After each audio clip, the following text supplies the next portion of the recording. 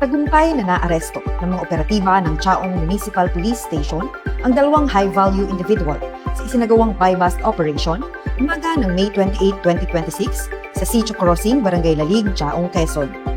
Nagresulta ang operasyon sa pagkakakumpiska ng humigit kumulang 107.25 grams ng hinihinalang shabu na may tinatayang PDEA standard drug price na 729,300 pesos at street value na 2,187,900 pesos.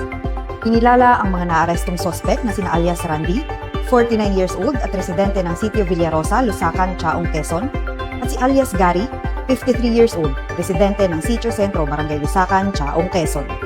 Nakumpiska mula sa mga ito ang isang knot-tie transparent plastic bag, 3 heat-sealed transparent plastic sachet na naglalaman ng hinihinalang shabu, marked money na nagkakahalaga ng 1,000 piso at isang pouch.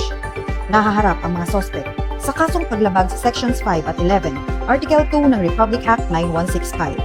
Samantala, pinuri naman ni Police Colonel Romulo A. Albacea, Provincial Director ng Quezon PPO, ang matagumpay na operasyon ng Chaong MPS.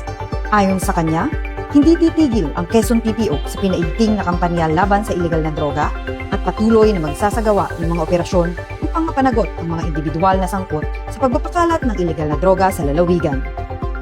Mula dito sa lalawigan ng Quezon, ang inyong PNN correspondent, Patrolwoman Jessalyn T. Argoso. Alagad ng batas, tagataguyod ng balitang pulis.